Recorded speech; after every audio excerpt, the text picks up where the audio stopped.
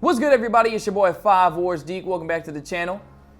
Today we're taking on the Carolina Panthers in Week 4 of the 2004 season. This is, of course, the NFL 2K5 franchise with the Atlanta Falcons. Last week took down the Arizona Cardinals at home 42-3. Absolutely dismantled those guys. So we've got a divisional game, first one of the season. Panthers are 0-2. They're actually pretty hurt right now. They're missing their defensive end, Mike Rucker. They're missing Brad Hoover, their fullback, Deshaun Foster, the running back who actually tortured the Falcons a little bit in real life. He's out, and so is their wide receiver. But we know that team is still pretty talented, man. Taking a look at the player stats, Michael Vick is 21 of 40 this season, completing 52% of his passes, 420 yards, 3 touchdowns, 3 picks. He's got to take care of the ball through the air.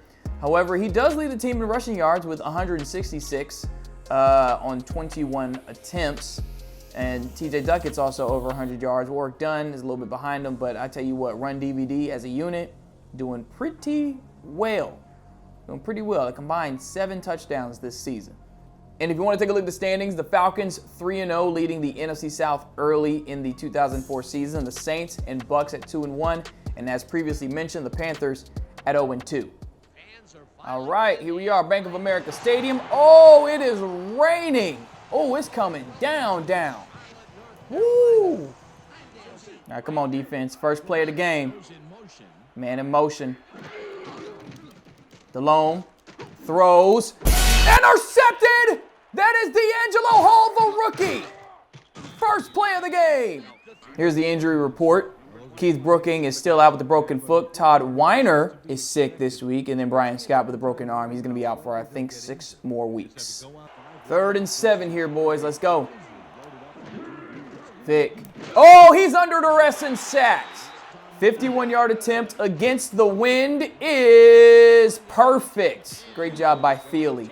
3rd and 7. And they're going to run the ball. Nope. Nowhere to go. Go ahead and punt. Come on, Vick. Go ahead and scramble, Vick. Oh, I don't know if he got it. He's short.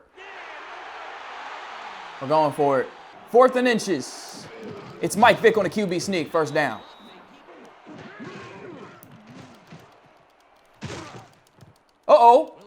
TJ Duckett.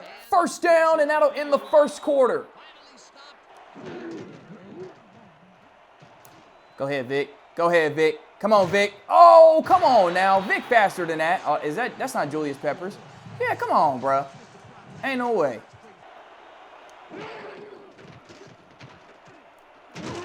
Vick sacked on 3rd down. Are you kidding me? Come on. Oh, we got to make open field tackles.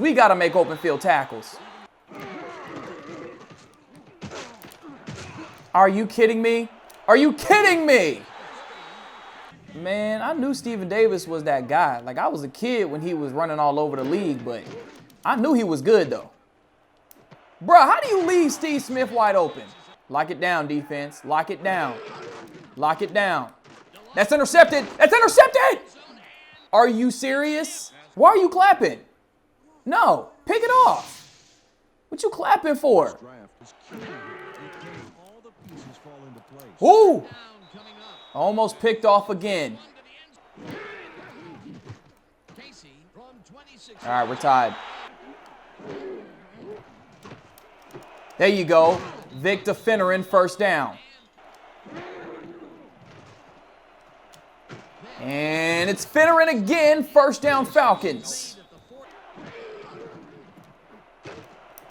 Peerless Price, the former Tennessee wide receiver, first down. Let's call timeout. Wide open, it's Michael Jenkins. And it's Michael Jenkins again, touchdown Falcons. What a drive by Michael Vick. All right, we've reached halftime. Falcons lead at 10-3. And of course, it's just a reminder that we will show the entire SportsCenter with Chris Berman after today's game. You're going to see the highlights around the NFL in Week 4, as well as Chris Berman's primetime players. That is the 5 Wars Deke exclusive. Stay tuned for that at the end of the video. And Peerless Price has the catch. They tried to drop a defensive tackle in coverage. That did not work.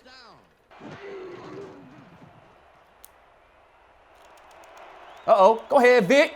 Go ahead, Mike Vick. First down, Falcons. Throws. It's Algie Crumpler for the first down inside the 35. T.J. Duckett. Stiff arm. Inside the 10, down inside the 5.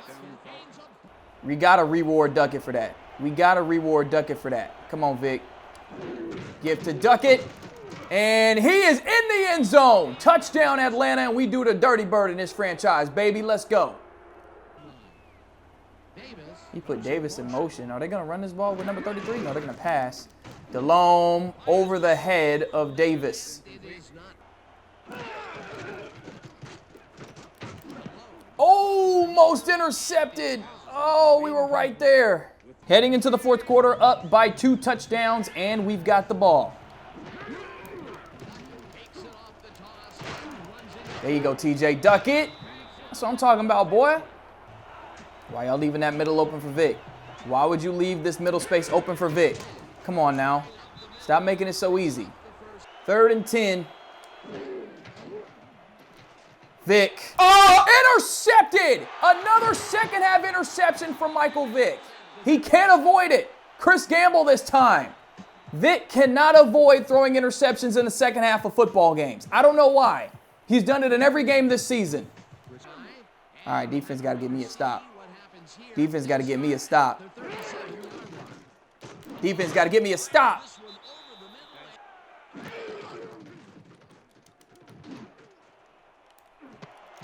Wow. Steve Smith deep against Etrick Pruitt. I don't even know what my safety was doing. We're going to have to go get some safeties in the offseason, man. I know it's week 4, but we're going to have to go get some safeties in the offseason. All right, let's go now. 4th down. Let's get a stop. Let's get the stop. And it's Steve Smith. Man, I should have just ran the, I know it was 3rd down, but I probably should have just ran the ball, man. Vic just, I don't know why he can't avoid throwing them picks in the second half. I don't know what it is about the second half. First half, he don't throw picks. I know Delhomme ain't trying to scramble. Vic don't throw picks in the first half, man. He throw touchdowns.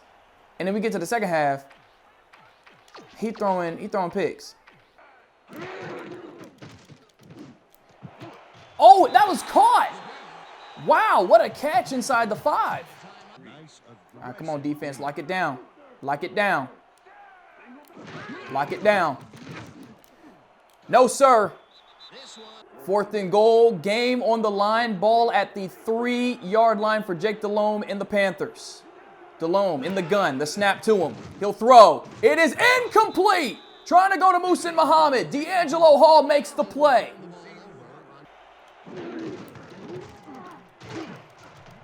T.J.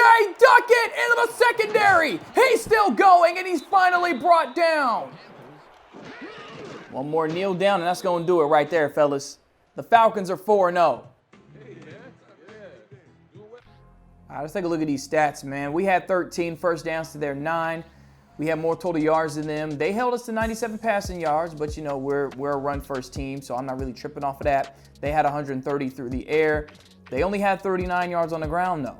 And they ran the ball a lot this game. They ran the ball a lot. We had 127 on the ground, and I like that. I want this team to run 400 yards per game. And then when it comes to the defense, I want an elite defense. I do. I want an elite defense, and that is how you do it. 39 rushing yards on the ground.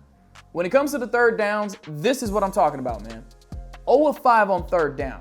Carolina was 0 of 5 on 3rd down. We were 2 of 6. We've got to do better on 3rd downs, but Carolina going 0 of 5, I like that. So when we go to the film room, I'm going to be pretty happy. All right, Jake Delhomme was 8 of 22. Michael Vick was 7 of 9. Again, 130 yards for Delhomme, and Michael Vick had 97. Vick had a touchdown. Delhomme had no touchdowns. Well, nobody on Carolina had a touchdown. They only had 3 points. Both men threw interceptions. A look at the rushing stats. T.J. Duckett, 84 yards on 6 carries. He also had a touchdown. He had a long of 30 yards.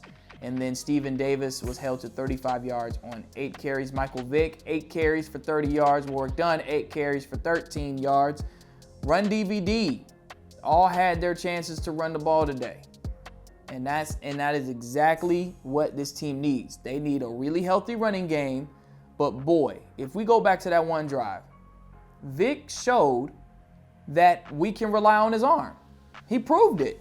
All the critics about Michael Vick's arm, man, and he just went out there and led a drive where I think every play was a pass play, and I don't think he scrambled. I don't remember scrambling. So that was all Vic's arm. The brother can do it.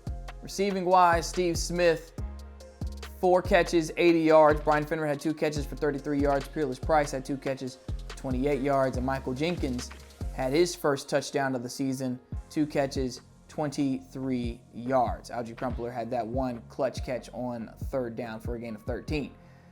Falcons, baby, 4-0. And I like that. I like that.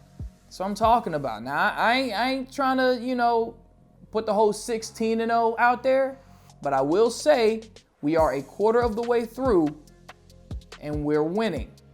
We're a quarter of the way through and we've won all the games. So, we gonna see. All right, until week 5, it's your boy 5 Wars Deep. SportsCenter is next. One love. This is SportsCenter. I'm Chris Berman. Well, let's get straight to the action. In our first game this week, we had the Colts walk away with a 6-point victory. Counting. Bernard Berrien stepped it up this week and gave his team some added firepower for the win. Michael Lewis had over 50 yards receiving and helped his Saints beat the Cardinals. Over in Cleveland, home of the Rock and Roll Hall of Fame, we had the Browns lose by a wide 15-point margin. In a long-standing AFC rivalry, we had the Jets pick up their 3rd win of the season. Over in the stadium, we had the Panthers get sent home with a 14-point loss. Patriots, Bills. Corey Dillon is just thinking, let's get out of the shadow of our own goal line. Here's a first down. What shadows? The only shadows are the defenders behind him. He could go all the way. A 98-yard run. The Patriots win this one by the final score of 28-21. We had an interesting free agency pickup of note here. Trey's got the lowdown for us. Trey?